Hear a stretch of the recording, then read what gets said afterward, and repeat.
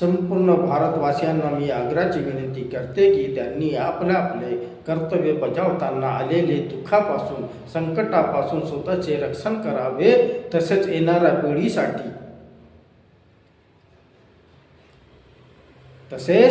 पिढीसाठी जास्तीत जास्त धन अर्जन करून त्यांचे जीवन कसे सुखी होतील याच्यावर भर देऊन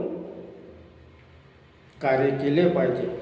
याचा अर्थ असं नाही की तुम्ही चोऱ्या डकेट्या करा, परिवारासाठी मर्डर करा आणि जास्तीत जास्त पैसे कमवलं म्हणजे तुमच्या येणारा पिढी हे सुखी होईल. याचाही दुष्परिणाम तुम्हाला पाहायला मिळेल. जेवढे तुम्ही शारीरिक मेहनत घेऊ शकता, मानसिक डेव्हलप करू शकता, त्या योग्य मार्गाने, चांगल्या मार्गाने, संविधानाच्या अंतर्गत राहून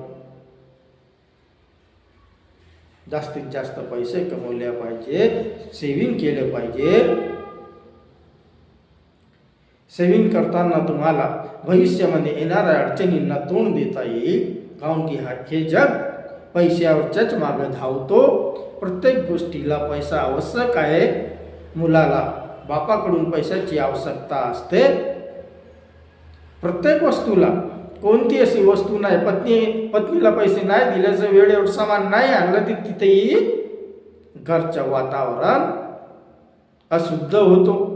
भांडणे होतात, वर्तने वाजतात, लहान लहान गोष्टीवर झगडे होतात, भांडणे होतात आणि तोच प्रसंग मग कुठे चालला जातो. कुणाकुणाचे जीव पण जातात, कोणी परिवार तर वेगवेगळे होऊन जातात.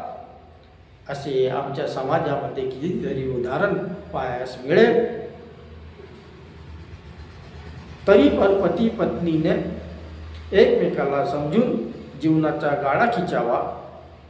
आणि हे कार्य करताना कितीतरी अडचणींना येत असतात, त्यांना तोंड देऊन आपले कार्य करावा. आपल्या मुलाबाळांचे जीवन चांगले बनवावा. त्यांना गुलाम बनवू नये. त्यांना स्वतंत्र पक्षासारखा उडून देण्यासाठी बळ द्यावा. धन्यवाद.